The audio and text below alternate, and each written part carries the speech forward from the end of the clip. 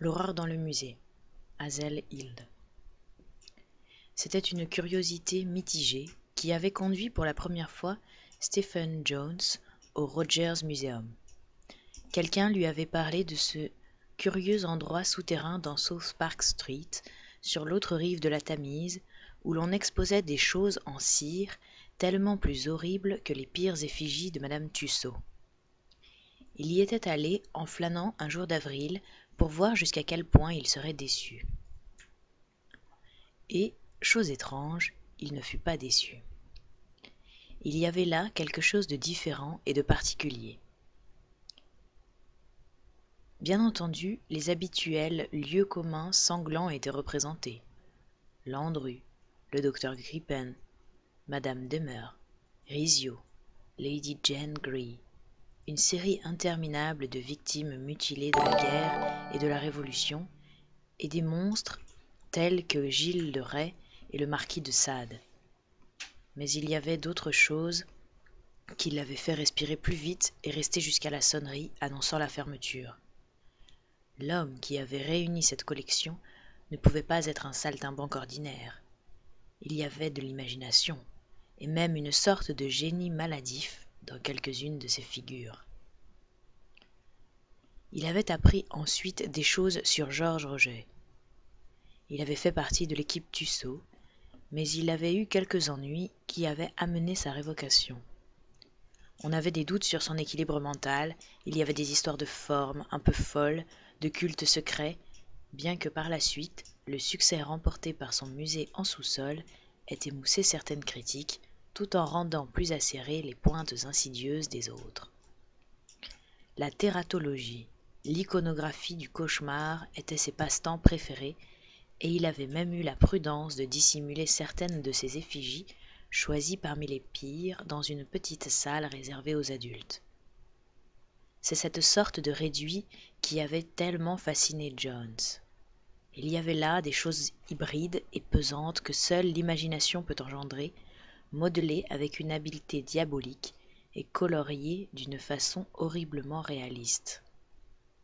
Certaines étaient des personnages des mythes bien connus, gorgones, chimères, dragons, cyclopes et tous leurs congénères générateurs de frissons. D'autres étaient tirées des cycles plus noirs et chuchotaient furtivement la légende souterraine, la noire Tsagogwa sans forme, Cthulhu aux nombreuses tentacules, le proboscidien Shognar Fung, et d'autres évoquant des blasphèmes auxquels ne fait allusion qu'à mi-voix et provenant de livres interdits, tels que le Necronomicon, le livre d'Eibon, ou l'Unaserprlichen Kulten de von Just. Mais les pires étaient des créations entièrement originales de Roget, qui représentaient des formes qu'aucun conte de l'Antiquité n'avait jamais osé suggérer. Plusieurs étaient de hideuses parodies de formes que nous connaissons dans la vie organique, tandis que d'autres semblaient emprunter aux rêveries fébriles d'autres planètes et d'autres galaxies.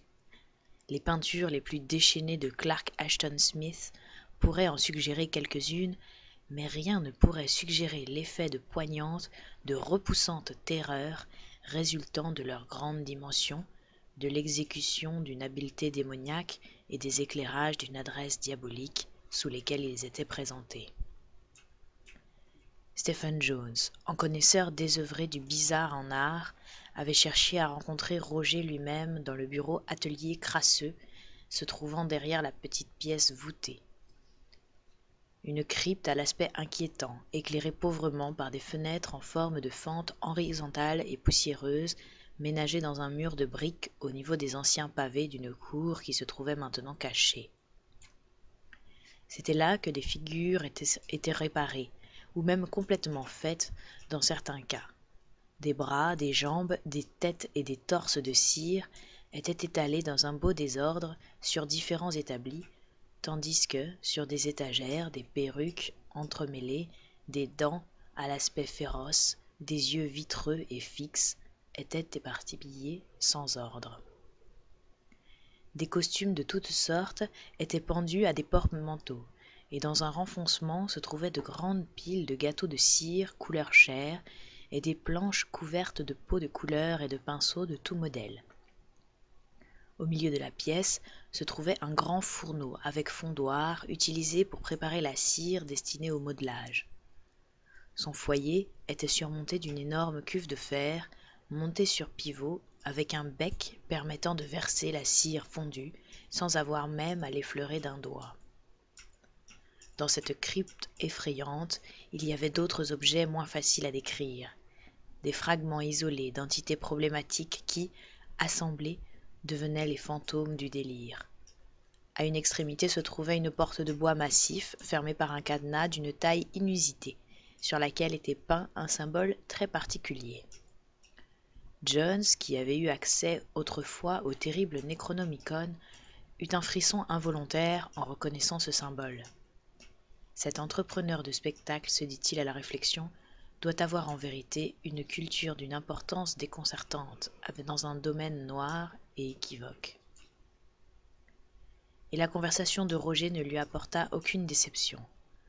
L'homme était grand, mince, assez peu soigné, il avait de grands yeux noirs incandescents dans un visage blême et habituellement mal rasé. Il n'en voulut pas à Jones de son intrusion, mais parut au contraire heureux de l'occasion de se confier à un homme intéressé par les mêmes choses que lui. Sa voix était singulièrement grave et sonore. Elle était d'une véhémence réprimée qui confinait à la fébrilité.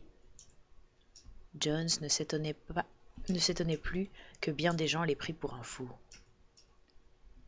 À chaque visite, à mesure que les semaines s'écoulaient, ces rencontres avaient pris peu à peu un caractère régulier. Jones avait trouvé Roger plus communicatif et plus confiant. Dès le début, il y avait eu des indices de croyances et de pratiques étranges de la part de l'entrepreneur de spectacle, et par la suite, malgré la présentation de quelques curieuses photographies corroborant ses dires, ces indices s'étaient développés sous la forme d'histoires dont l'extravagance était presque comique. C'est au cours d'une soirée de juin, alors que Jones avait apporté une bouteille de bon whisky et incité son hôte à parler librement, que les discours réellement déments firent leurs premières apparitions. Antérieurement, il y avait eu des histoires assez violentes. Récits de voyages mystérieux au Tibet, dans le centre de l'Afrique, le désert d'Arabie, la vallée de l'Amazone, en Alaska et dans certaines îles peu connues du Pacifique Sud, plus la prétention d'avoir lu les livres monstrueux et à moitié légendaires tels que des fragments de pnacnotiques préhistoriques et les chants de Dol attribués au maléfique et non-humain Leng.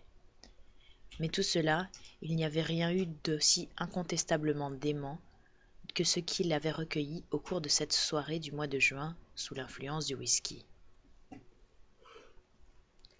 Pour parler librement, Roger s'était mis à se vanter vaguement d'avoir découvert dans la nature certaines choses que personne n'avait trouvées avant lui et d'avoir rapporté les preuves tangibles de ses dires.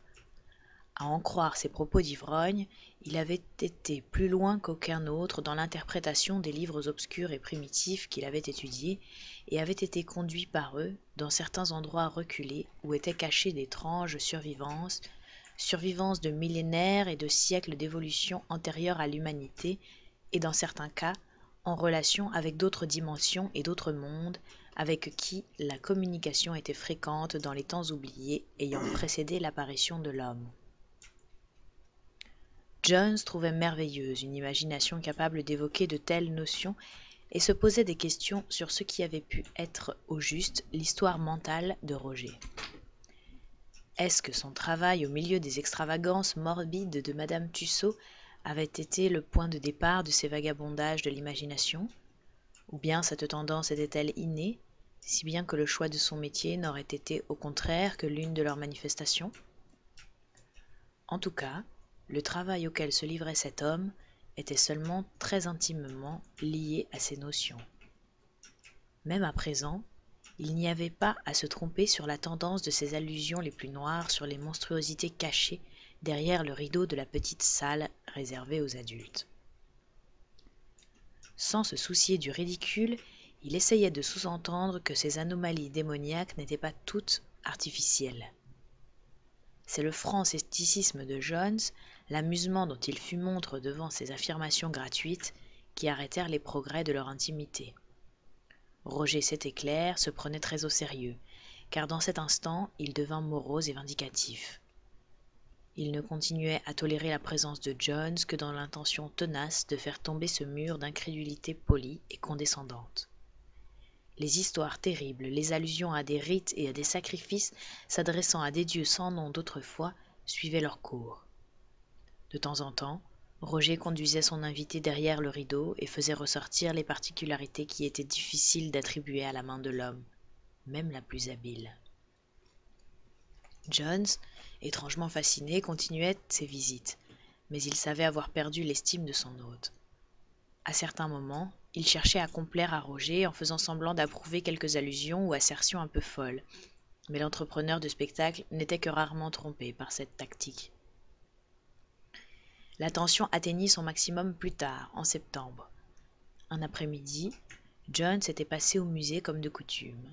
Il errait dans les couloirs faiblement éclairés, dont les horreurs lui étaient à présent familières, quand il entendit, venant approximativement de l'atelier de Roger, un bruit très particulier. D'autres que lui l'avaient entendu également et avaient sursauté avec nervosité aux échos répercutés par ce grand sous-sol voûté. Les trois gardiens échangèrent un étrange regard.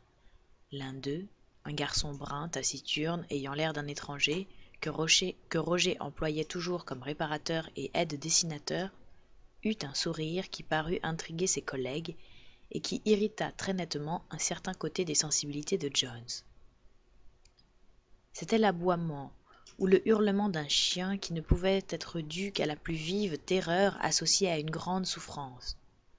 Ce cri d'angoisse exacerbée était déchirant à entendre. Dans ce décor anormal et grotesque, il devenait doublement affreux.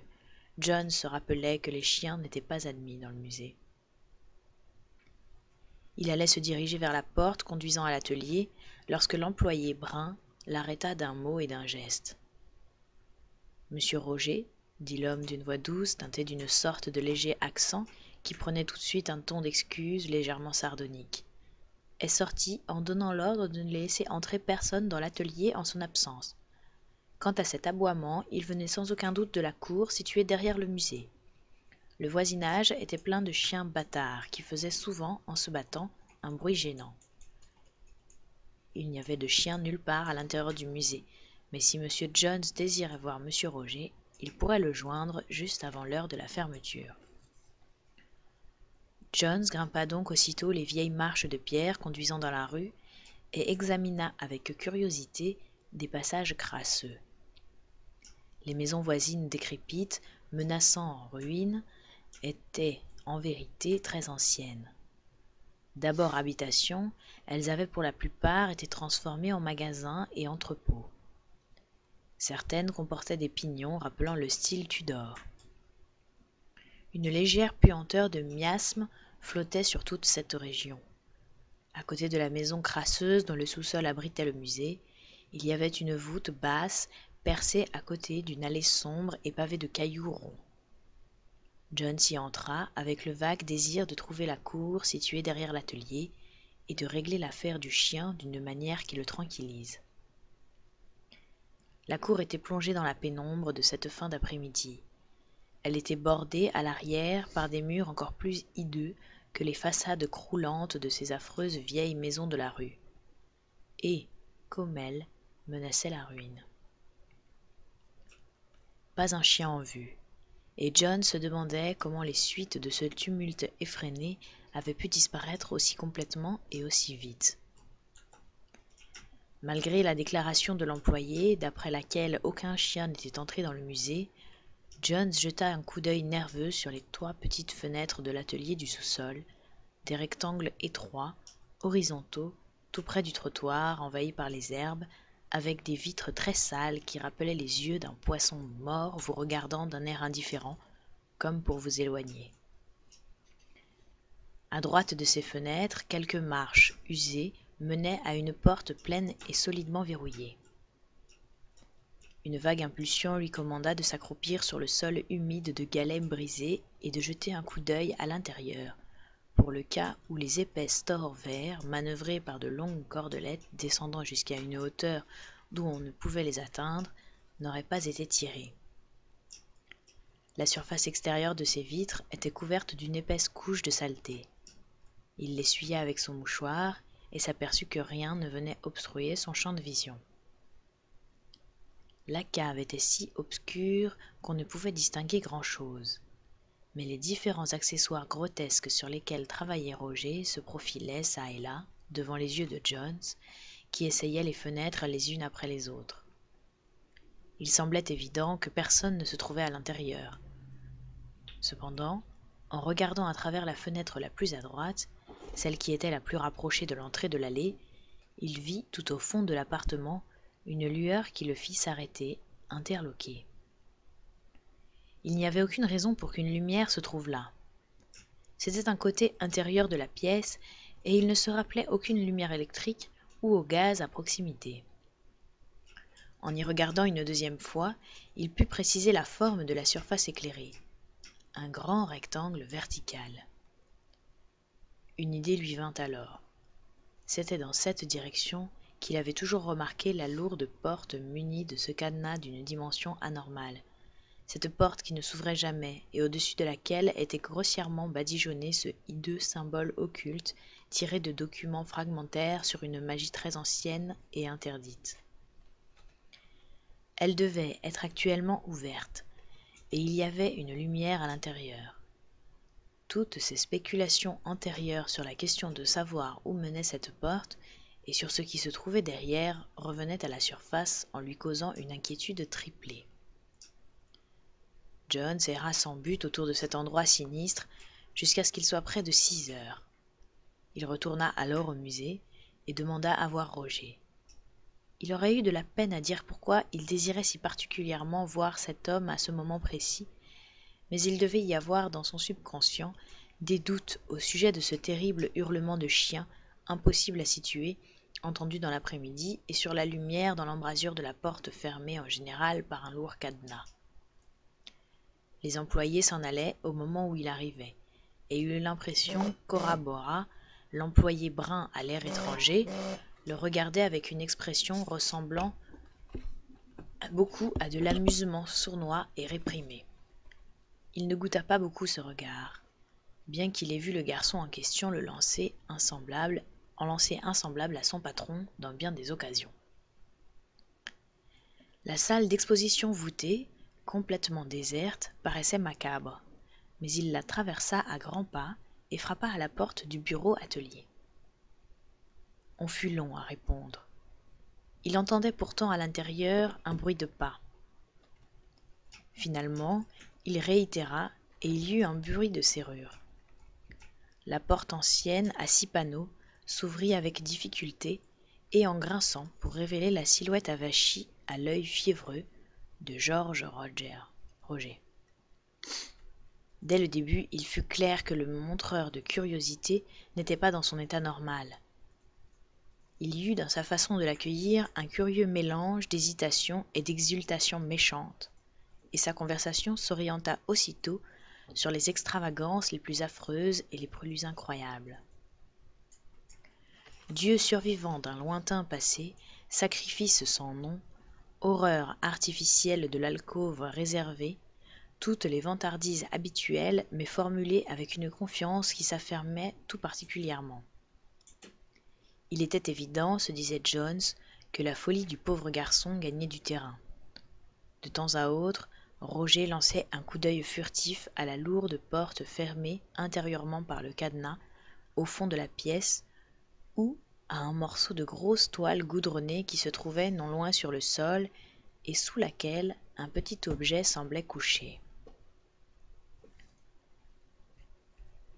Jones devenait de plus en plus nerveux, et il se sentit devenir peu à peu aussi hésitant à parler des choses anormales de l'après-midi qu'il avait tout d'abord eu hâte de le faire.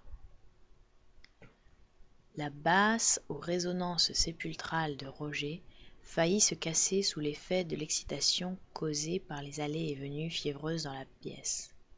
« Vous rappelez-vous, s'écria-t-il, ce que je vous ai dit à propos de cette ville d'Indochine en ruine où vécurent les Tchotchos ? En voyant des photographies, vous aviez bien dû admettre que j'y avais été, même si vous avez pensé que ce nageur allongé avait été modèle par moi dans la cire en pleine obscurité. Si vous l'aviez vu comme je l'ai vu, se contorsionnant dans des étangs souterrains, eh bien c'est encore plus fort. Je ne vous en ai jamais parlé parce que je ne voulais avoir tout terminé avant de faire la moindre déclaration. Quand vous aurez vu les instantanés, vous comprendrez que la photographie n'avait pas pu être truquée. Et j'imagine que j'ai un autre moyen de prouver que ce n'est pas l'une de mes créatures de cire. Vous ne l'avez jamais vu, car mes expériences ne me permettraient pas de le laisser exposer. Le montreur de prodiges jeta un étrange regard à la porte cadenassée. Tout cela vient de ce long rituel dans le 8e fragment de Pnactotique. Quand je l'ai eu exécuté, j'ai vu qu'il ne pouvait avoir qu'une signification. Il y avait des choses dans le nord avant le pays de l'Omnar, avant l'apparition de l'espèce humaine, et c'en était une. Il nous a fallu faire tout ce chemin jusqu'en Alaska, et en remontant le Nuktak, à travers Fort Morton. Mais la chose est là, comme je savais qu'elle y serait. De grandes ruines cyclopéennes sur des hectares. Il en restait moins que nous ne l'avons espéré, mais après 3 millions d'années, à quoi peut-on s'attendre? Et les légendes des Esquimaux n'étaient-elles pas toutes dans la bonne direction? Nous ne pouvions pas emmener un des mendiants avec nous, et nous avons dû faire en traîneau tout le voyage du retour jusqu'à Nome à cause des Américains. Orabona ne valait rien sous ce climat qui le rendait morose et haineux.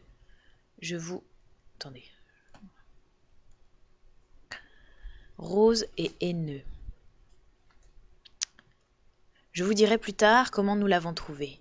Quand nous eûmes cassé la glace entourant les pylônes de la ruine centrale, l'escalier était exactement tel que nous savions qu'il serait. Il y avait encore quelques sculptures, et il n'y eut aucune difficulté à empêcher les Yankees de nous suivre à l'intérieur.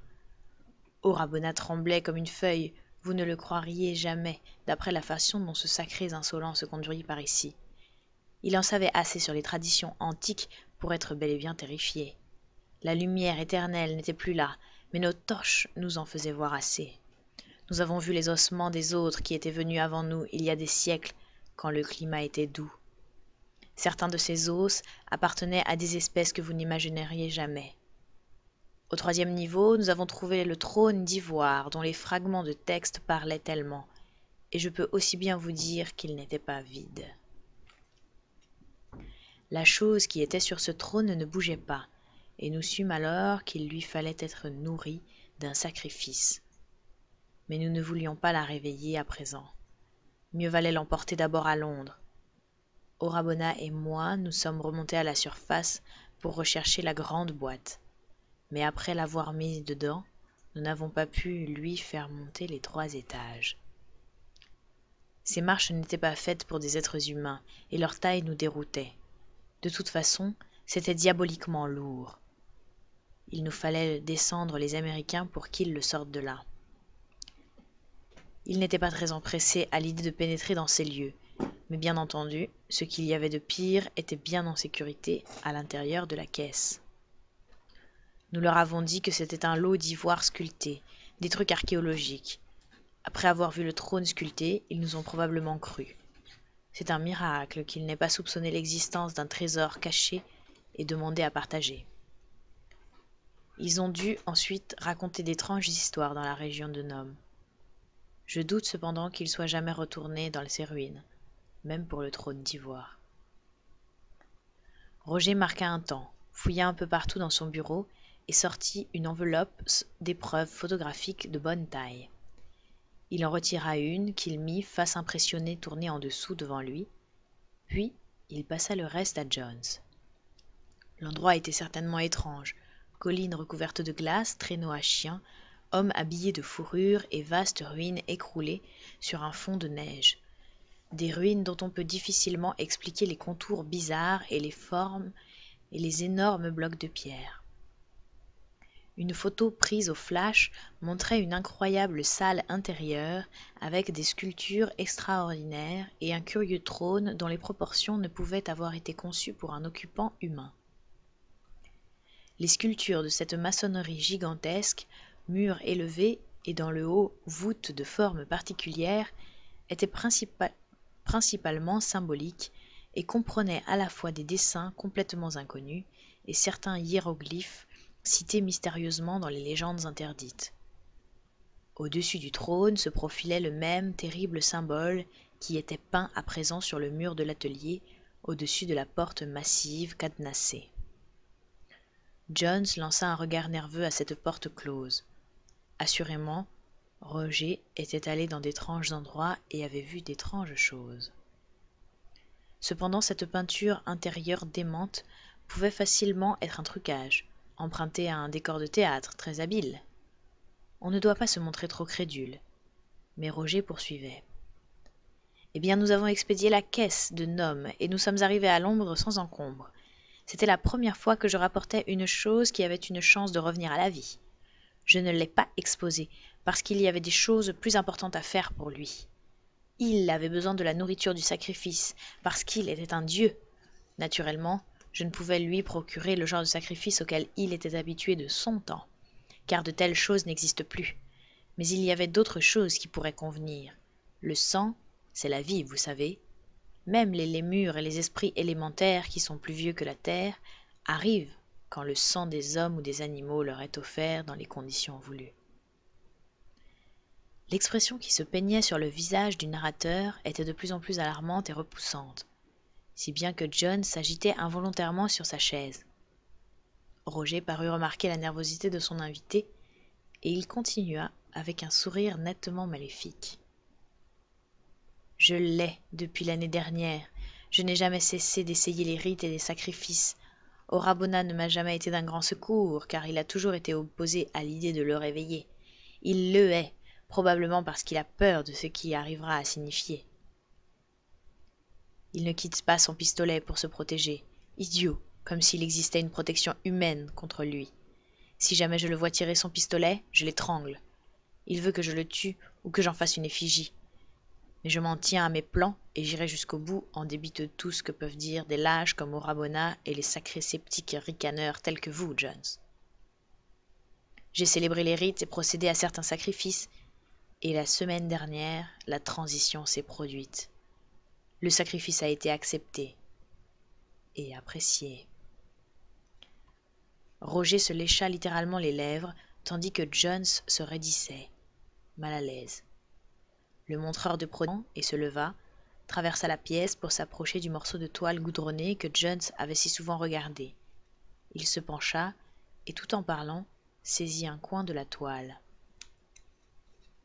« Vous avez assez ri de mon œuvre à présent.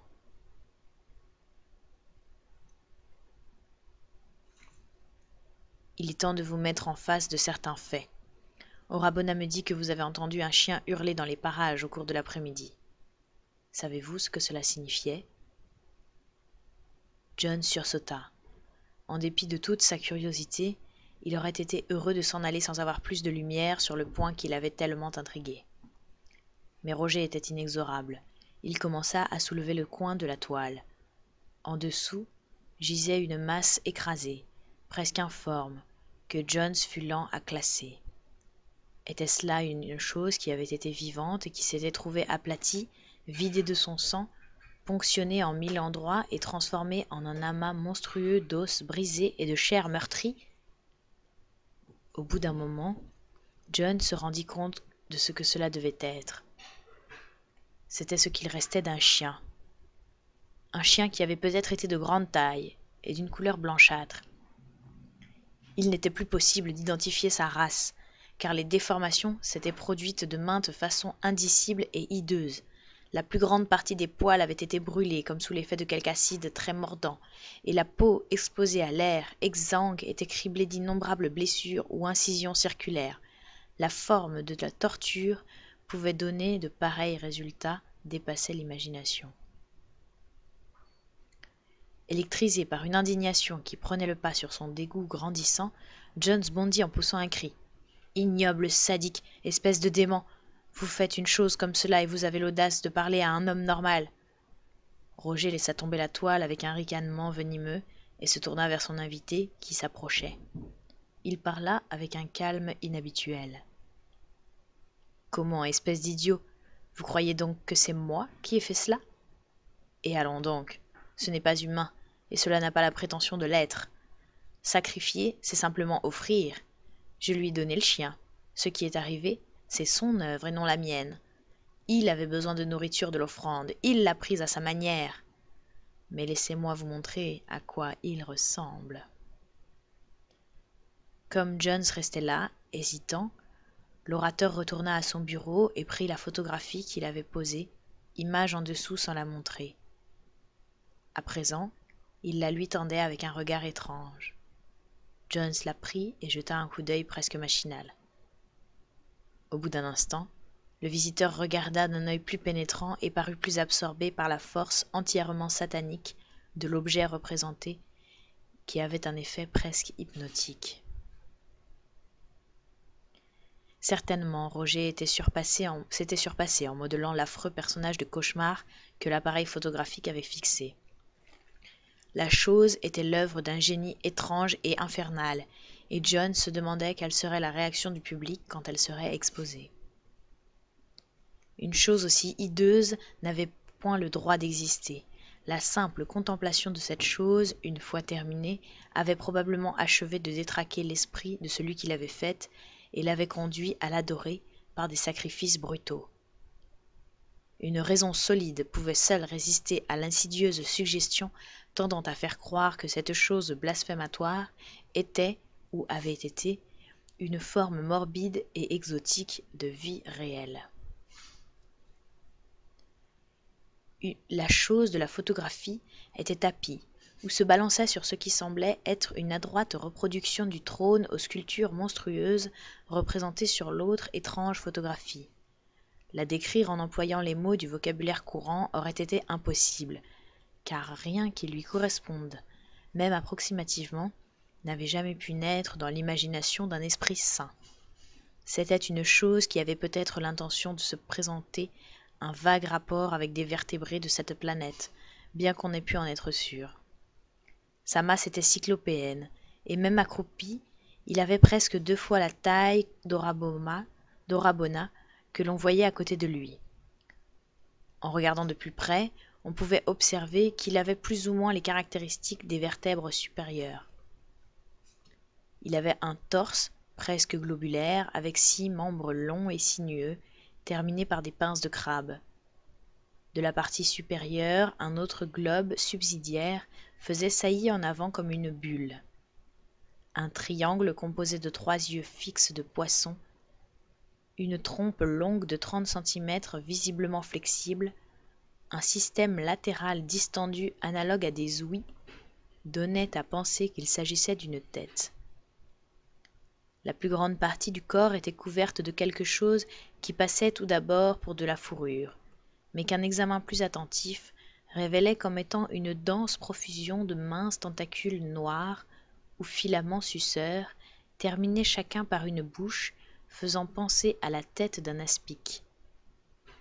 Sur la tête et au-dessus de la trompe, les tentacules avaient tendance à être plus longs et plus épais, marqués de raies en spirale rappelant la chevelure du serpent de Méduse. Dire qu'une telle chose pouvait avoir une expression semble paradoxal.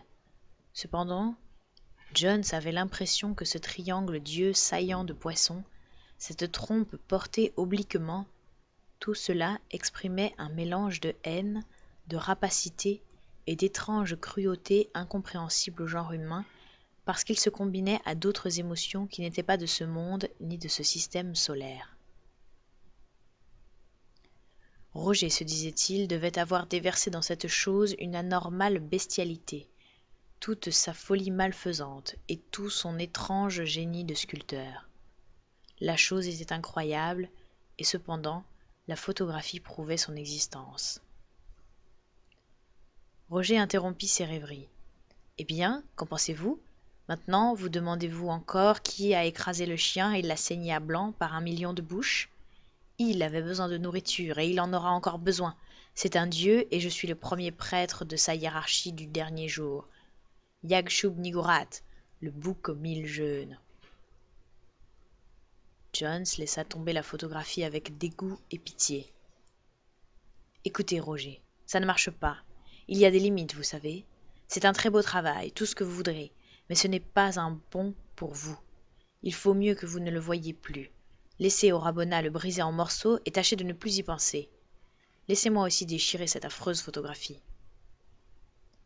Avec un ricanement, Roger reprit vivement la photo et la remit dans le tiroir de son bureau.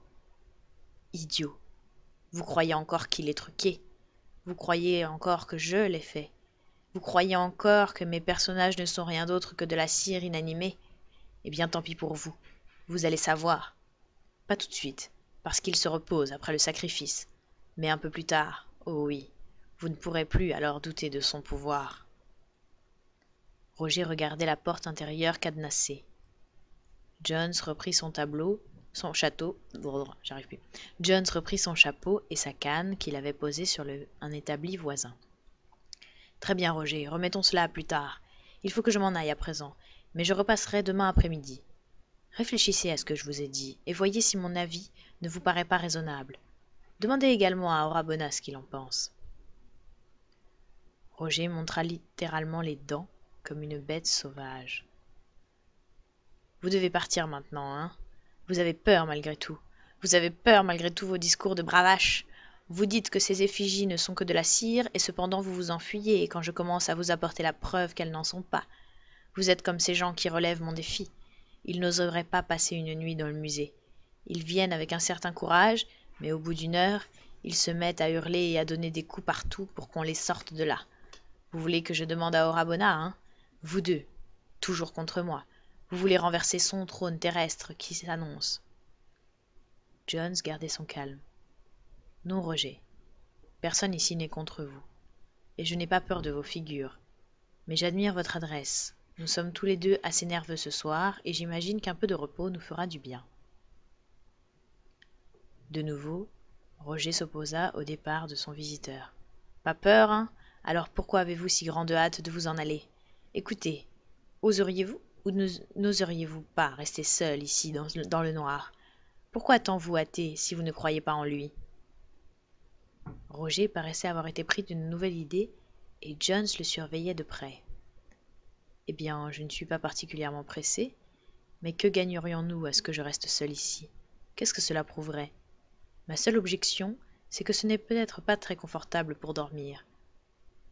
Quel bien cela pourrait-il nous faire à l'un et à l'autre? » Cette fois, c'était Jones qui avait une idée. Il poursuivit sur un ton conciliant.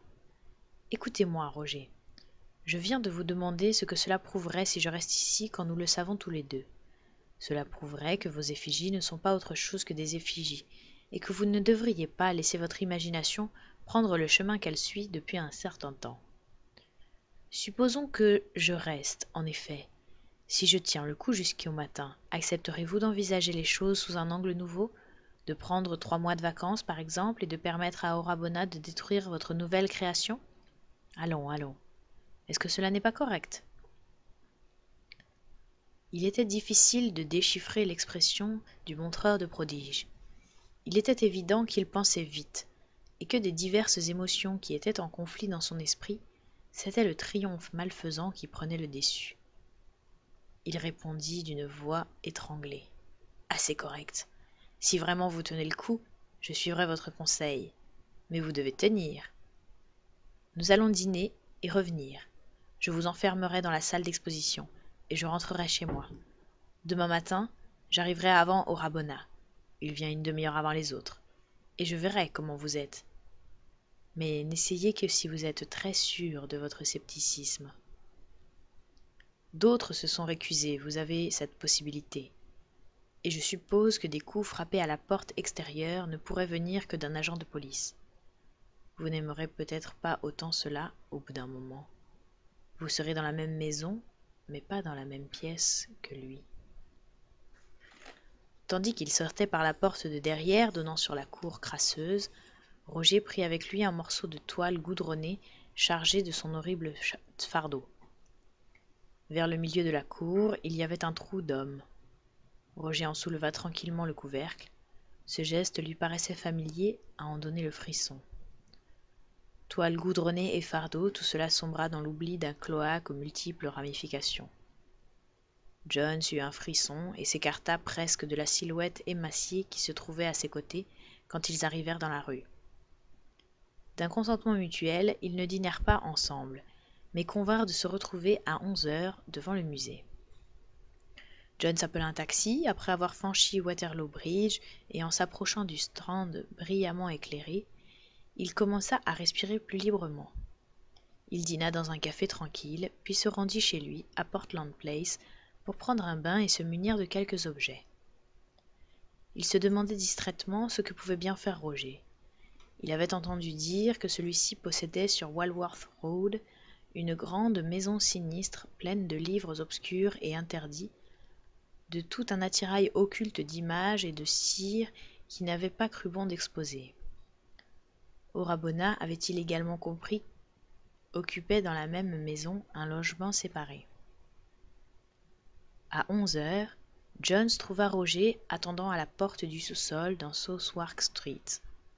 Peu de paroles furent échangées, mais on sentait dans chacune d'elles une tension menaçante. Ils convinrent que seule la salle d'exposition voûtée abriterait le veilleur, et Roger n'insista pas pour que ce dernier s'installe dans le réduit spécial réservé aux adultes, des horreurs suprêmes.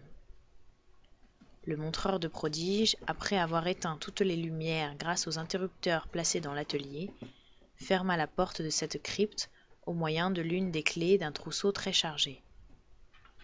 Sans qu'il se soit serré la main, il franchit la porte de la rue, la referma à clé derrière lui et remonta les marches usées pour regagner le trottoir. En entendant s'éloigner son pas, Jones comprit que sa longue et fastidieuse veille avait commencé.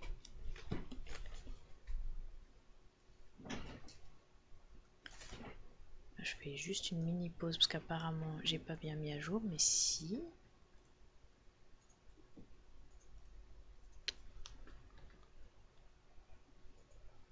On arrive au chapitre 2 de la nouvelle en fait. Ah oui, en effet, j'ai pas réussi à mettre à jour. Ok. Oh là là, ça m'agace quand Twitch fait ça.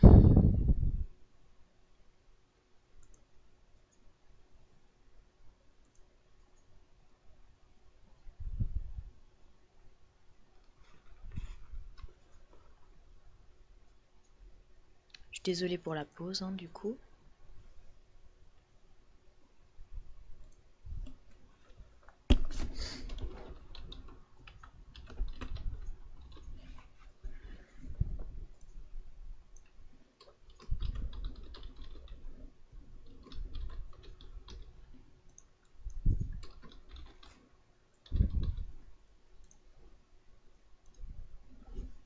Ok. Reprenons.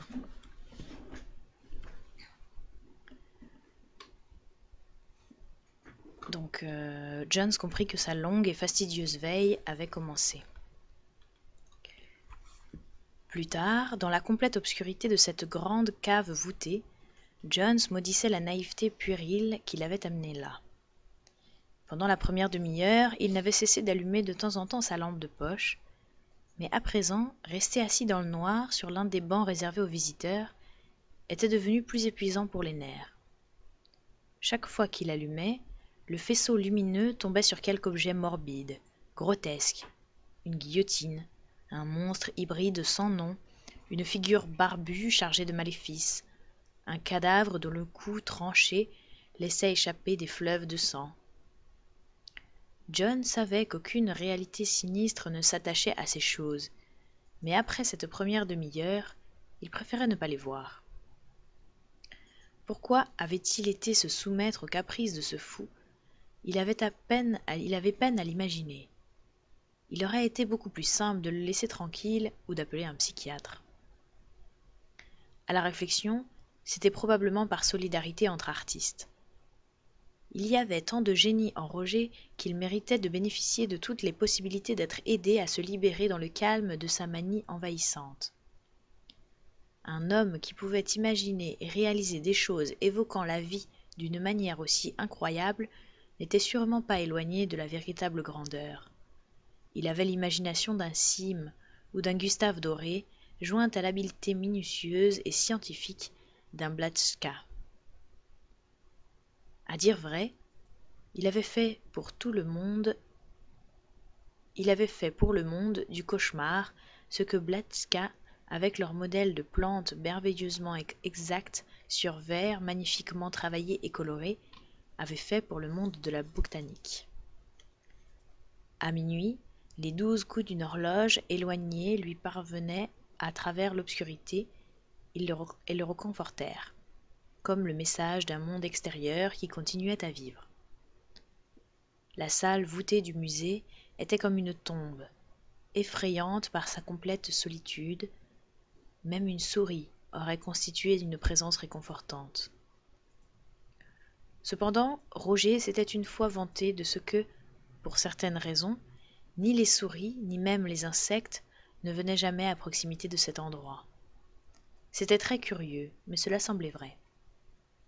L'immobilité et le silence étaient presque complets. Si seulement quelque chose faisait du bruit. Il traîna les pieds, faisant naître des échos qui émergent d'un silence fantomatique, absolu. Il toussa, mais quand il vit quelque chose de moqueur dans les réverbérations saccadées qui en résultèrent, il s'arrêta. Il ne pouvait tout de même pas se mettre à parler tout seul. Cela aurait signifié une désorganisation du système nerveux. Le temps semblait s'écouler avec une lenteur anormale et déconcertante. Il aurait pu jurer que des heures s'étaient écoulées depuis la dernière fois qu'il avait dirigé sur sa montre le faisceau de la lampe de poche, et minuit venait seulement de sonner. Il aurait préféré que ses sens ne fussent pas de cette sensibilité presque surnaturelle. On aurait dit que, dans cette obscurité et ce silence, quelque chose était venu les aiguiser, si bien qu'ils répondaient aux plus subtiles sollicitations, à peine assez fortes pour mériter le nom d'impression véritable. On aurait dit que, par instants, ses oreilles captaient un susurrement vague, fugitif, qu'on ne pouvait pas tout à fait identifier comme le murmure nocturne des rues misérables de l'entourage, et il pensait à des choses vagues et sans apport, comme la musique des sphères et la vie commune, et la vie inconnue, inaccessible, des autres dimensions, faisant pression sur la nôtre. Roger se livrait souvent à des spéculations sur ce genre de questions. Les taches flottantes de lumière passant devant les yeux noyés dans l'obscurité semblaient avoir tendance à adopter de curieuses symétries de formes et de mouvements.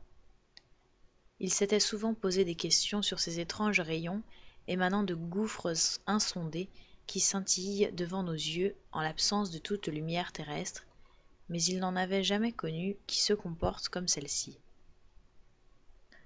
Il leur manquait l'absence paisible, de but de tâches lumineuses ordinaires, laissant supposer la présence d'une volonté et d'un but étranger à toute conception terrestre. Il y eut alors quelque chose qui faisait penser à de curieux mouvements. Rien n'était ouvert et malgré l'absence de courant d'air, Jones avait l'impression que l'atmosphère de la pièce n'était pas rigoureusement immobile. Il y avait d'imperceptibles changements de pression, pas assez nets pour faire penser aux coups de pattes immondes d'esprits élémentaires invisibles.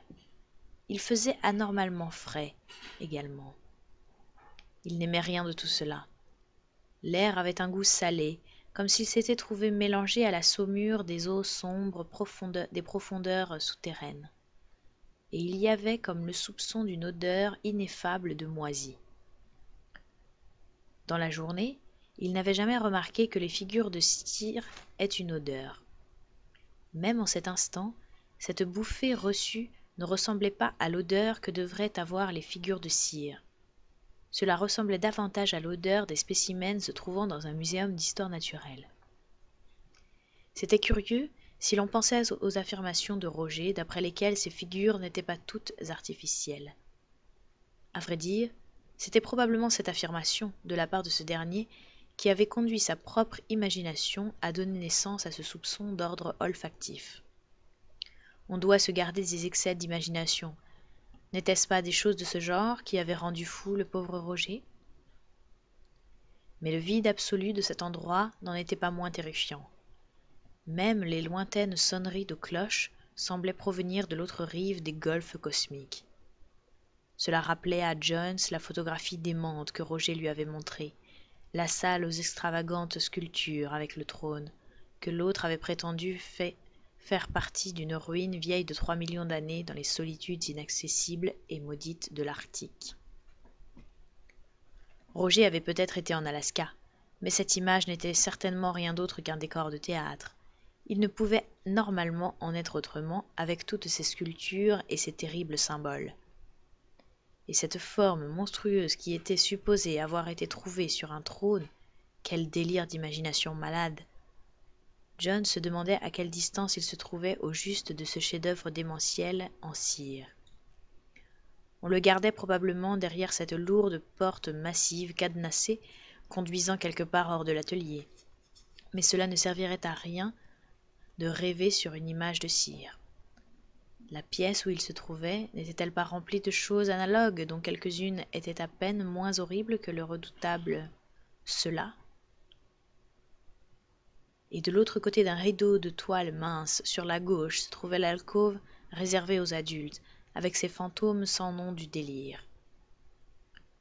Le voisinage de ces innombrables formes de cire commença à porter de plus en plus sur les nerfs de Jones à mesure que passaient les quarts d'heure. Il connaissait si bien le musée qu'il ne pouvait se débarrasser, même dans l'obscurité totale, des images auxquelles il était habitué. À vrai dire, l'obscurité avait pour résultat de surimpressionner aux images lui revenant en mémoire certains harmoniques imaginaires très bouleversants. On aurait cru que la guillotine craquait, que la figure barbue de Landru, le meurtrier de 50 épouses, se tordait dans des expressions de monstrueuses menaces. De la gorge tranchée de Madame Demers, un hideux gargouillement paraissait sortir, tandis que la victime sans tête ni jambes d'un meurtrier dépeceur essayait d'approcher de plus en plus sur ses moignons sanglants. Jones commença à fermer les yeux pour voir si cela ferait disparaître les images, mais il s'aperçut que c'était inutile. En outre, quand il fermait les yeux, le dessin étrange et voulu des taches lumineuses s'accentuait et devenait plus bouleversant. Et puis soudain, il se mit à tenter de garder les images hideuses qu'il avait d'abord essayé de chasser. Il essayait de les garder parce qu'elles laissaient la place à de plus hideuses qu'elles. Malgré lui, sa mémoire commençait à reconstituer les choses blasphématoires entièrement extra-humaines qui rôdaient dans les coins obscurs, et ces formations hybrides et boursouflées qui glissaient et avançaient en se contorsionnant dans sa direction, comme si elles avaient voulu l'encercler. Le noir Tsatouga se transforma en une gargouille semblable à un crapaud, et en une longue ligne sinueuse munie de centaines de pattes rudimentaires, une goule décharnée, caoutchouteuse déploya ses ailes comme pour devancer et plaquer au sol celui qui la surveillait. Jones se cramponna pour s'empêcher de hurler. Il savait qu'il était en train de revenir aux traditionnelles horreurs de son enfance, et il résolut d'employer sa raison d'homme fait pour tenir les fantômes à distance. Cela l'aida quelque peu. Il s'en aperçut et il fit fonctionner de nouveau sa lampe de poche.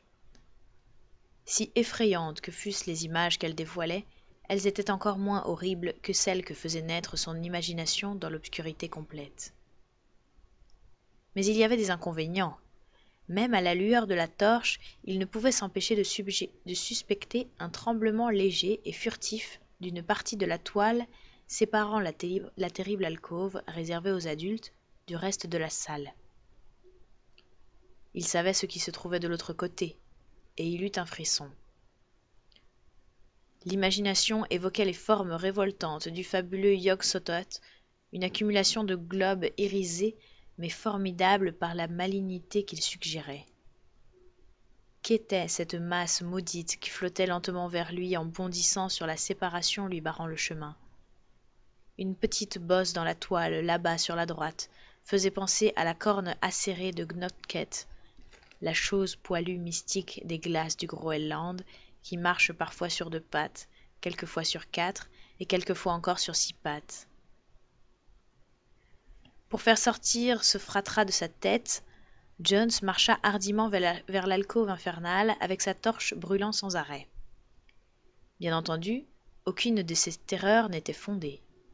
Cependant, les longs tentacules faciaux du grand Cthulhu n'étaient-ils pas réellement en train de s'agiter, lentement et insidieusement? Il savait qu'ils étaient flexibles, mais il ne s'était pas rendu compte que le déplacement d'air résultant de son avance suffisait à les mettre en mouvement. Il retourna au siège qu'il occupait précédemment à l'extérieur de l'alcôve et laissa les taches de lumière symétriques faire ce qu'elles pouvaient faire de pire. L'horloge lointaine sonna un coup. Pouvait-il n'être qu'une heure? Il dirigea sur sa montre le faisceau de sa lampe de poche et vit que c'était en effet l'heure exacte. Ce serait vraiment dur d'attendre le matin. Roger serait là vers 8 heures, avant même au Rabona. Il y aurait de la lumière dehors dans le sous-sol principal bien avant cette heure-là, mais personne ne pouvait arriver jusqu'à lui en venant de là. Toutes les fenêtres de ce sous-sol avaient été murées, à l'exception des 3 petites qui faisaient face à la cour. Une assez désagréable attente, tout compte fait. Ses oreilles étaient le siège de la plus grande partie des hallucinations à présent, car il aurait pu jurer qu'il entendait des pas et malgré tout pesants dans l'atelier, derrière la porte fermée à clé. Il n'avait que faire de penser à cette horreur non exposée que Roger appelait « cela ». La chose était contagieuse. Elle avait rendu fou celui qui l'avait faite, et maintenant son image suffisait à déclencher des terreurs imaginaires. Cela se trouvait évidemment derrière cette porte cadenassée de bois épais. Ses pas étaient certainement pure imagination. Il crut alors entendre la clé tourner dans la serrure de la porte de l'atelier. Il alluma sa torche et ne vit rien d'autre que la porte ancienne, à 6 panneaux, dans une position normale. Il essaya de nouveau l'obscurité, ferma les yeux, mais il eut alors une illusion éprouvante de craquement. Cette fois ce n'était pas la guillotine, mais le bruit d'une porte, celle de l'atelier, qu'on aurait ouverte, lentement, furtivement. Il ne voulait pas hurler. Une fois qu'il aurait crié, tout serait perdu. Il y avait à présent, parfaitement perceptible, un bruit de pas feutrés ou de pieds traînés, et cela avançait lentement dans sa direction. Il devait garder son contrôle. Ne l'avait-il pas fait lorsque ses apparitions avaient essayé de le cerner? Le bruit de pieds traînés se rapprochait et sa résolution faiblissait. Il ne hurla pas, mais il se contenta d'une simple mise en demeure. « Qui va là? Qui êtes-vous? Que voulez-vous » Il n'y eut pas de réponse, mais le bruit se poursuivit.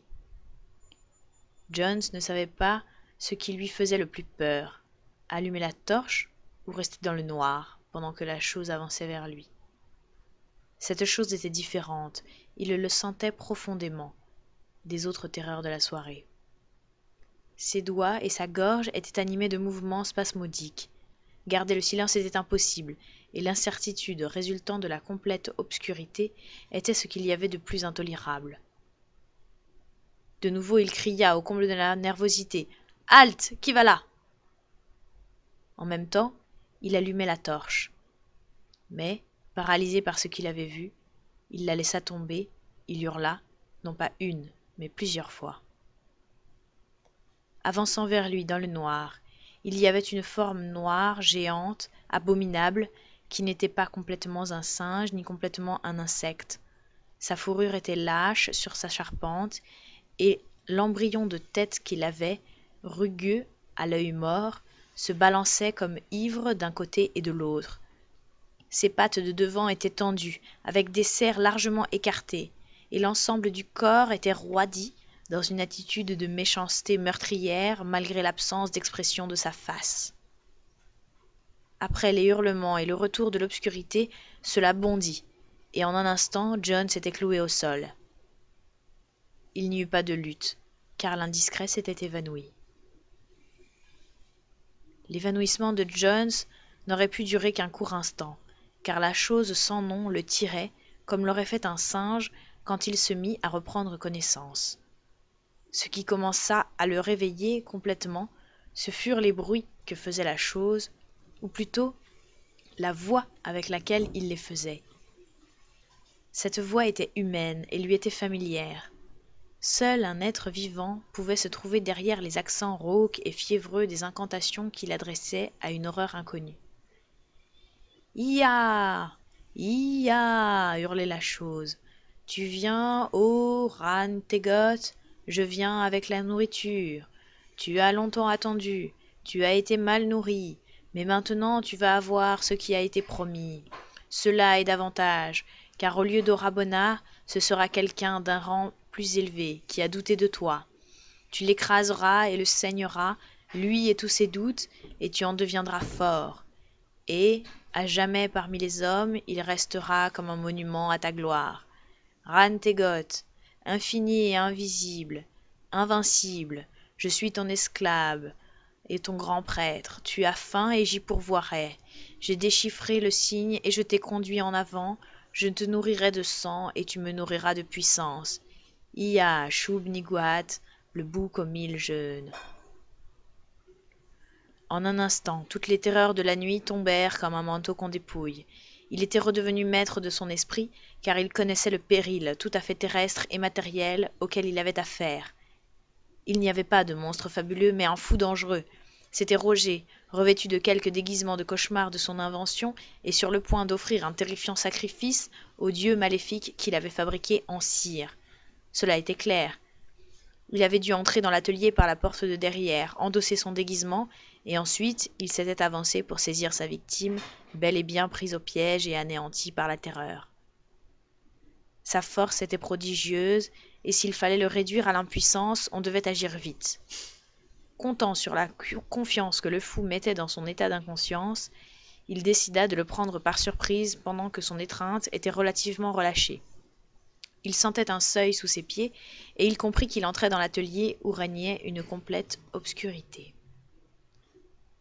Avec la vigueur que confère une terreur mortelle, John se redressa et abandonnant la position à moitié couchée qu'il avait été contraint de prendre.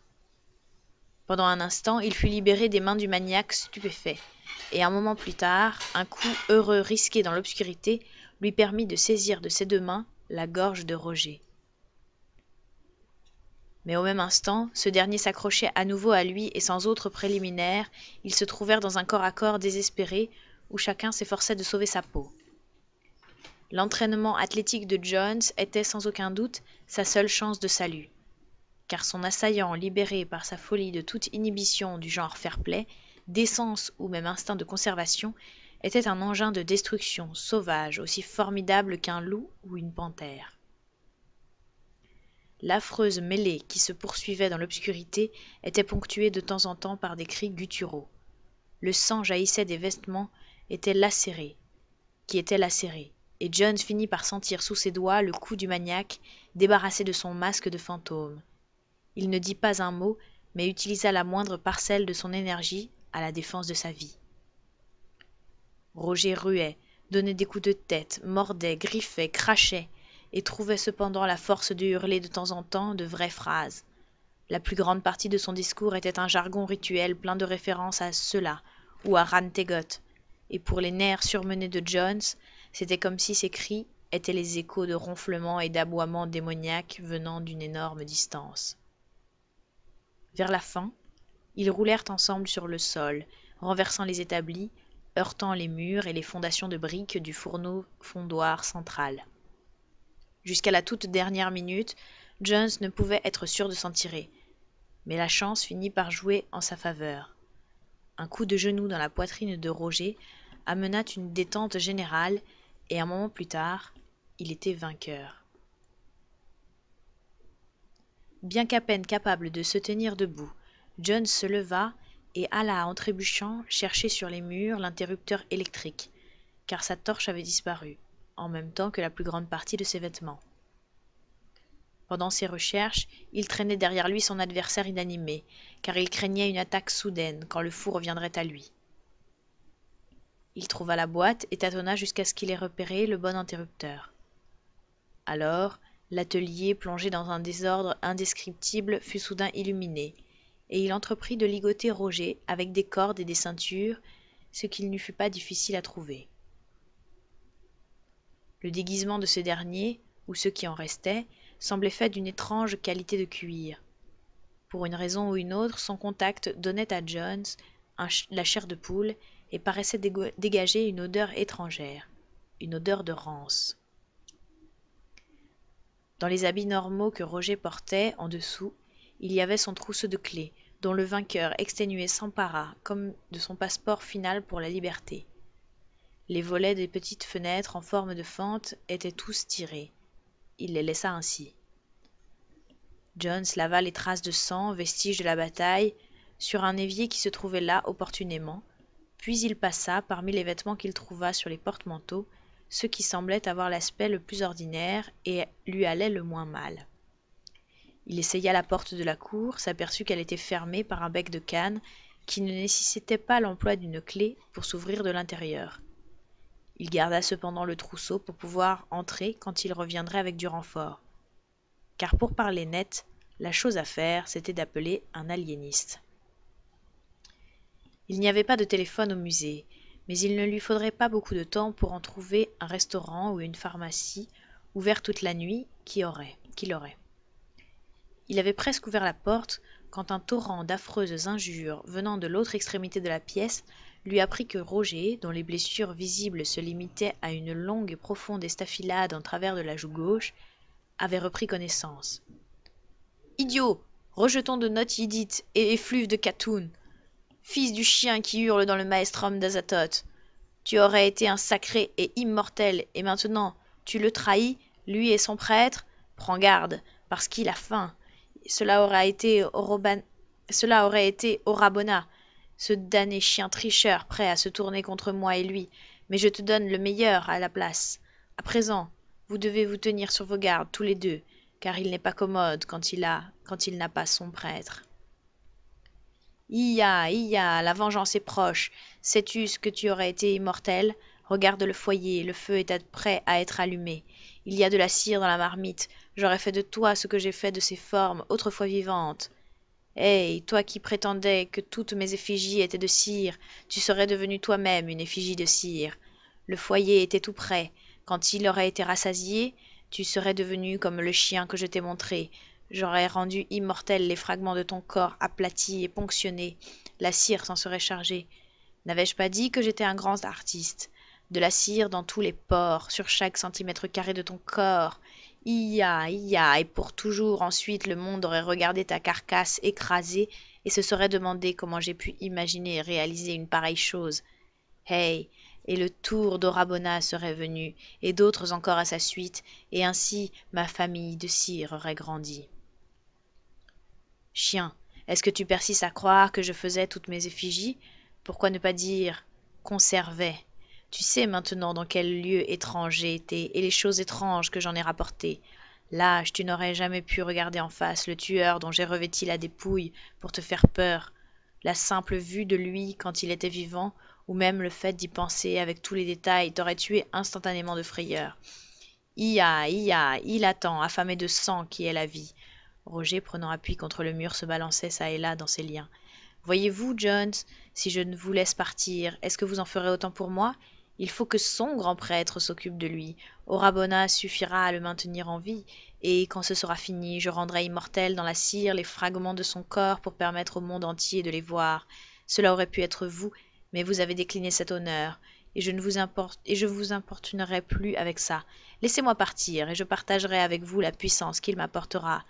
Ia, grand Hérat Tegot, laissez-moi partir, il est en train de mourir de faim là-bas derrière cette porte, et s'il meurt, les anciens ne pourront jamais revenir. Hey, laissez-moi partir. John se contentait de secouer la tête, bien que les imaginations de ce forain les révoltaient. Roger, qui contemplait à présent comme un fou la lourde porte cadenassée, se cognait sans cesse la tête contre le mur de briques, ruait de ses pieds liés solidement aux chevilles. Jones craignait qu'il ne se blesse, et il s'avança pour l'attacher plus solidement à quelque chose de fixe. En se contorsionnant, Roger s'écarta de lui et lança une série de ululements frénétiques, dont le caractère absolument monstrueux, inhumain, était terrifiant, et dont le simple volume à lui seul était presque incroyable. Il paraissait impossible qu'un gosier humain pût émettre des sons aussi intenses et aussi perçants. Jones avait l'impression que si cela continuait, il n'aurait pas besoin de téléphone pour demander du renfort. Il ne s'écoulerait pas beaucoup de temps avant qu'un agent de police vienne voir ce qui se passait. même en tenant compte du fait qu'il n'y avait pas, dans ce quartier désert d'entrepôts, de voisins pour entendre. Vzaïeï, vzaïeï, hurlait le fou. Yakabona, rantegot, ktoulouf, hey, hey, rantegot, rantegot. L'homme, étroitement troussé, qui s'était mis à s'avancer en se contorsionnant sur le plancher encombré, atteignit la lourde porte cadenassée et se mit à cogner la tête bruyamment contre cette porte. John appréhendait d'avoir à l'attacher plus solidement et regrettait d'être si fatigué par la lutte précédente. Les suites affectaient affreusement ses nerfs et il commençait à sentir le retour des indicibles malaises qu'il avait subis dans l'obscurité. Tout ce qui concernait Roger et son musée était si diaboliquement morbide et évoquait tellement de sombres perspectives au-delà de l'existence. Il était affreux de penser au chef-d'œuvre en cire que ce génie anormal et qui devait, à cet instant même, être là, à guetter, tout près, derrière la lourde porte cadenassée. Et à présent quelque chose se passait qui fit courir un nouveau frisson le long de l'épine dorsale de Jones et se irriter tout son système pileux, y compris le duvet imperceptible qui poussait sur le dos de ses mains sous l'influence d'une frayeur impossible à cataloguer. Roger avait brusquement cessé de hurler et de se cogner la tête contre la porte massive, et faisait des efforts pour s'asseoir, la tête penchée d'un côté, comme pour écouter attentivement quelque chose. Un sourire de triomphe diabolique se répandit aussitôt sur son visage, et il se remit à parler d'une façon intelligible. C'était cette fois un chuchotement rauque qui contrastait étrangement avec son hurlement de stentor antérieur. « Écoutez, idiot, écoutez bien. Il m'a entendu et il vient. Vous ne pouvez donc pas entendre le bruit d'éclaboussure qu'il fait en sortant de sa cuve, là-bas, à l'extrémité de la rampe? J'ai creusé profondément, parce qu'il n'y avait rien de trop bien pour lui. Il est amphibie, comme vous le savez. Vous avez vu ses ouïes sur la photo. Il est arrivé sur Terre venant de Youghot, couleur gris de plomb, où les villes se trouvent sous la mer chaude et profonde. Il ne peut pas se tenir debout ici. Il est trop grand. Il doit s'asseoir ou s'accroupir. Donnez-moi mes clés, nous devons le faire entrer et nous agenouiller devant lui. Et puis nous sortirons pour trouver un chien ou un chat, ou peut-être un homme ivre, afin de lui donner de la nourriture dont il a besoin. Ce n'était pas ce que disait le fou, mais la façon qu'il avait de le dire qui ébranlait John si gravement. La folle et complète confiance, la sincérité de ce chuchotement de dément était horriblement contagieuse. L'imagination stimulée de la sorte pouvait découvrir une menace agissante dans la diabolique figure de cire qui les guettait, invisible derrière cette lourde planche. À fixer cette porte dans un état de fascination impie, Jones finit par remarquer qu'elle présentait plusieurs fentes indistinctes, bien qu'aucune trace de violence n'était visible de ce côté. Il se demandait quelle dimension avait la pièce ou le cabinet qui se trouvait derrière, et comment la figure de cire était installée. L'idée de maniaque d'une cuve et d'une rampe d'accès était aussi ingénieuse que tout ce qu'il avait imaginé d'autre. Alors, en un instant, John perdit complètement la possibilité de respirer. La ceinture de cuir qu'il avait prise pour attacher plus solidement Roger tomba de ses mains, sans force. Une série de frissons lui parcourut tout le corps, de la tête aux pieds. Il aurait pu savoir que cet endroit le rendrait fou comme il avait rendu fou Roger, et à présent, il était véritablement fou. Il l'était car il donnait asile à des hallucinations plus étranges qu'aucune de celles qui l'avaient assailli dans la première partie de la nuit. Le fou le sommait d'entendre le clapotement d'un monstre mythique dans une cuve derrière cette porte, et à présent, que Dieu lui vienne en aide, il l'entendait effectivement. Roger vit le spasme d'horreur arriver au niveau du visage de Jones et le transformer en un masque de terreur figé. Il dit d'une voix caquetante. « Enfin, espèce d'idiot, vous y croyez? Enfin, vous savez, vous l'entendez, et il vient. Donnez-moi les clés, idiot, nous devons lui rendre hommage et le servir. » Mais Jones n'en était que plus à prêter attention à aucune parole humaine, démente ou non. Une phobie paralysante le maintenait dans un état d'immobilité et de demi-conscience. Des images folles traversaient comme en fantasmagorie son imagination désemparée. Il y avait un bruit d'éclaboussure, il y avait des pas feutrés ou traînés comme en feraient de grosses pattes humides sur une surface solide. Quelque chose était en train de s'approcher. À travers les fentes de cette porte de cauchemar, filtrait et arrivait jusqu'à ses narines une affreuse puanteur animale ressemblant à celle des cages des mammifères dans le jardin zoologique de Regent's Park et en même temps différentes. Il ne savait pas si Roger parlait ou non. Toute réalité s'était effacée.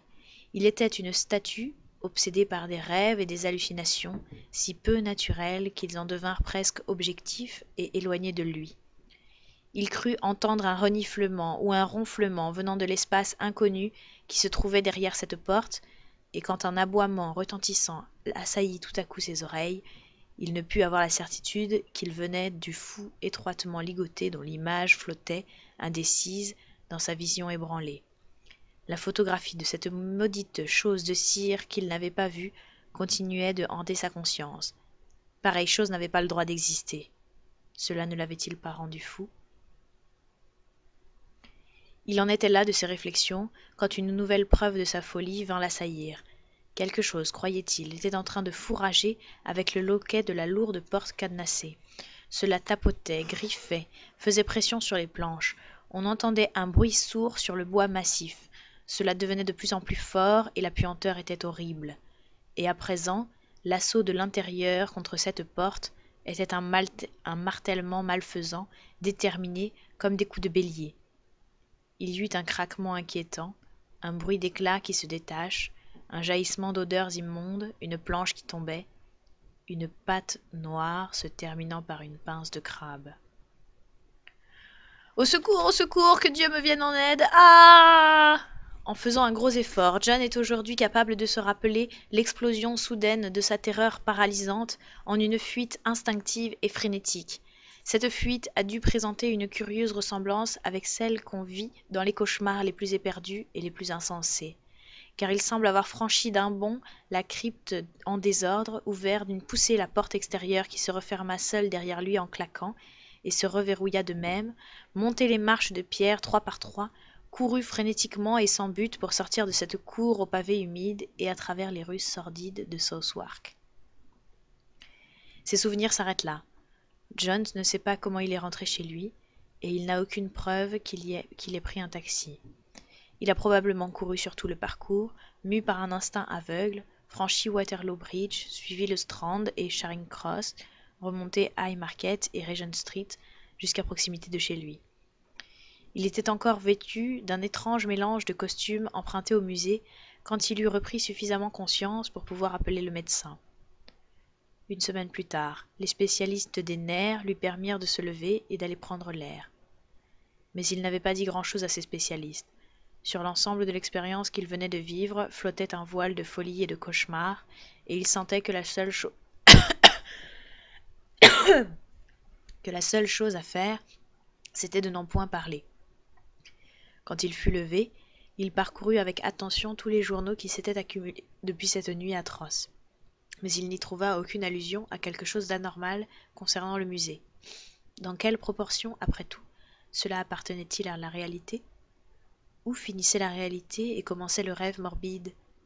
Est-ce que son esprit était tombé en pièces, entièrement, dans cette sombre salle d'exposition, et toute la bataille avec Roger avait été-elle un fantasme de la fièvre? Cela l'aiderait à se remettre d'aplomb s'il pouvait tirer au clair quelques-uns des points les plus affolants. Il devait avoir vu cette maudite photographie représentant l'image de cire qu'on appelait « cela », car aucun autre cerveau que celui de Roger ne pouvait avoir conçu pareille abomination. Il laissa s'écouler une quinzaine avant de trouver le courage de retourner à Southwark Street. Il y alla dans le milieu de la matinée, à l'heure où règne la plus grande activité, saine et équilibrée, autour des boutiques, des entrepôts antiques et croulants. L'employé de l'entrée fit un signe de tête aimable pour montrer qu'il le reconnaissait au moment où il rassemblait son courage pour pénétrer dans l'établissement, et dans la salle voûtée du sous-sol, un employé porta la main à sa casquette avec bonne humeur. Tout avait peut-être été un rêve. Oserait-il frapper à la porte de l'atelier et chercher Roger? C'est alors qu'Orabona s'avança pour l'accueillir. Son visage brun et lisse était quelque peu sardonique, mais il n'avait rien d'inamical d'après l'impression qu'il eut. Il parlait toujours avec un léger accent. « Bonjour, monsieur Jones. Voilà quelque temps qu'on ne vous a pas vu par ici. Vous vouliez voir monsieur Roger? Je suis désolée, mais il n'est pas à Londres. Il a été appelé en Amérique pour affaires, et il a dû partir. Oui, cela a été très soudain. C'est moi qui m'occupe de tout ici et à la maison. Je m'efforce de maintenir le standing de l'établissement au niveau où M. Roger l'a porté, et cela jusqu'à son retour. » L'étranger sourit, peut-être par simple affabilité. Jones ne savait pas très bien quoi répondre, mais il réussit à balbutier quelques questions sur la façon dont les choses s'étaient passées le lendemain de sa dernière visite. Orabona en parut extrêmement amusé, et il prit beaucoup de temps pour formuler ses réponses. « Oh oui, Monsieur Jones, le 28 du mois dernier, je m'en souviens pour de multiples raisons. Le matin, avant l'arrivée de Monsieur Roger, comprenez-vous, j'ai trouvé l'atelier dans un affreux désordre. Il y a eu énormément de ménage à faire. Il a fallu faire des heures supplémentaires, voyez-vous. Un important spécimen nouveau a subi sa deuxième cuisson. J'ai tout pris en main lorsque je suis arrivé. Ce spécimen était difficile à préparer, mais bien entendu, M. Roger m'a appris beaucoup de choses. C'est, comme vous savez, un très grand artiste. Quand il est arrivé, il m'a aidé à compléter le spécimen. Il m'a aidé très efficacement, je vous assure. Mais il ne tarda pas à partir sans prendre congé du personnel. Comme je vous l'ai dit, il a été appelé soudainement. Il y avait en train d'importantes réactions chimiques. Elles ont provoqué de grands bruits. En fait, il y a eu dans la cour des charretiers qui se sont imaginés avoir entendu plusieurs coups de pistolet. Idée vraiment amusante. Quant au nouveau spécimen, c'est une affaire très regrettable. C'est un grand chef-d'œuvre, conçu et réalisé, vous comprenez, par M. Roger. Il s'en occupera en rentrant. De nouveau, Orabona sourit. La police, vous savez, nous l'avons exposé il y a une semaine, et il y a eu 2 ou 3 évanouissements. Un pauvre garçon a eu en le voyant une crise d'épilepsie. Vous comprenez, c'est un tout petit peu plus fort que tout le reste. Plus grand, ne serait-ce que cela. Bien entendu, il était dans la salle réservée aux adultes. Le lendemain, 2 hommes de Scotland Yard l'ont regardé et ont dit que c'était trop morbide pour être exposé. Ils ont dit que nous devions le retirer. C'est une grande honte, un tel chef-d'œuvre. Mais je ne me suis pas trouvé fondé à en appeler les tribunaux en l'absence de M. Roger. Il n'aimerait pas qu'on fasse une telle publicité avec la police actuellement. Mais quand il rentrera... Pour une raison quelconque, Jones sentait monter une vague de malaise et de répulsion. Mais Orabona poursuivait. « Vous êtes un connaisseur, monsieur Jones. Je suis sûr de ne violer aucune loi en vous proposant de le voir à titre privé. Il est possible, bien entendu, cela dépendra de ce que souhaite M. Roger, que nous détruisions ce spécimen d'un jour à l'autre, mais ce serait un crime. » Jones éprouvait une grande tendance à refuser de le voir et à prendre la fuite, mais Orabona l'avait pris par le bras et le conduisait avec un enthousiasme d'artiste. L'alcôve des adultes, pleine d'horreurs sans nom, était vide de visiteurs. Au fond, dans un coin, le rideau d'une grande niche était tiré. C'est de ce côté que s'avançait l'assistant en souriant. « Il faut que vous sachiez, monsieur Jones, que le titre de ce spécimen est « Le sacrifice de Rantegot ». Jones sursauta violemment, mais Orabona ne parut pas le remarquer. « Ce dieu sans forme et colossal appartient à certaines légendes obscures qu'a étudiées M. Roger. Entièrement absurde, bien entendu, comme vous l'avez si souvent affirmé à M. Roger. On suppose qu'il est venu de l'espace extérieur et qu'il a vécu dans l'Arctique il y a 3 millions d'années. Il traitait d'une manière particulièrement horrible les créatures qu'on lui offrait en sacrifice, comme vous le verrez. M. Roger l'a fait diaboliquement vrai, et la figure de la victime est traitée avec le même réalisme. » Jones tremblait à présent avec violence, et il se cramponna à la barre de cuivre se trouvant devant la niche munie de son rideau. Il tendit presque la main pour arrêter Orabona quand il vit le rideau commencer à s'ouvrir, mais une impulsion contraire le retint. L'étranger eut un sourire triomphant. « Regardez !» Bien que cramponné à la barre, Jones chancela. Dieu, grand Dieu. De 3 bons mètres de haut, en dépit de son attitude accroupie, traînante, exprimant une malignité cosmique, apparut une monstruosité d'une incroyable horreur, s'élançant d'un trône cyclopéen en ivoire couvert de sculptures grotesques. Dans la paire centrale, elle portait une chose broyée, aplatie, déformée, exsangue, criblée d'1 million de piqûres et brûlée par endroits par quelque acide mordant. Seule la tête mutilée de la victime pendant à l'envers sur le côté, était là pour témoigner d'une chose, qu'il s'agissait d'une chose qui avait été humaine. Le monstre lui-même n'avait pas besoin de titre pour quiconque avait vu certaines photographies infernales. Cette épreuve abominable n'avait été que trop fidèle. Cependant, elle ne pouvait être chargée de toute l'horreur que dégageait la réalité gigantesque. Le torse globulaire, quelque chose en forme de bulle qui faisait penser à une tête, les 3 yeux de poisson, la trompe longue de 30 centimètres, les ouïes en excroissance, la monstrueuse prolifération de suçoirs ressemblant à des aspics, les 6 membres sinueux avec leurs pattes noires et leurs pinces de crabe. Dieu! La familiarité de cette patte noire se terminant par une pince de crabe. Le sourire d'Orabona était parfaitement odieux. John eut la respiration coupée et regarda cette hideuse exhibition avec une fascination croissante qui le plongeait dans la perplexité et le bouleversait. Quelle horreur à moitié relevée le retenait et l'obligeait à continuer de regarder et à chercher à voir les détails. C'est ce qui avait rendu Roger fou. Roger, artiste suprême, disait que ces choses n'étaient pas artificielles. Il situa alors la chose qui le retenait. C'était la tête écrasée, en cire, pendante de la victime, et un certain détail. Cette tête n'était pas complètement dépourvue de visage, et ce visage lui était familier. Il ressemblait au visage de fou du pauvre Roger. Jones l'examina de plus près, sans très bien savoir ce qui l'y poussait. N'était-il pas naturel de la part d'un égoïste fou de modeler ses propres traits dans son chef-d'œuvre? Y avait-il là plus que de la vision subconsciente ayant saisi ou supprimé par pure erreur? La cire de la figure mutilée avait été maniée avec une dextérité sans bornes. Ces piqûres, avec quelle perfection ne reproduisaient-elles pas des myriades de blessures infligées à ce pauvre chien? Mais il y avait quelque chose de plus. Sur la joue gauche, on pouvait remarquer une irrégularité qui ne semblait pas faire partie du plan général, comme si le sculpteur avait essayé de recouvrir un défaut de son premier modelage. Plus Jones le regardait, plus il en était mystérieusement horrifié, et alors, soudain, il se rappela un détail qui porta son horreur à son comble. Cette nuit affreuse, la bataille, le fou ligoté, et la longue, profonde estafilade sur la joue gauche du vrai Roger, vivant. Jones relâcha son étreinte désespérée sur la barre, sombra dans un évanouissement total. Orabona souriait toujours. Voilà.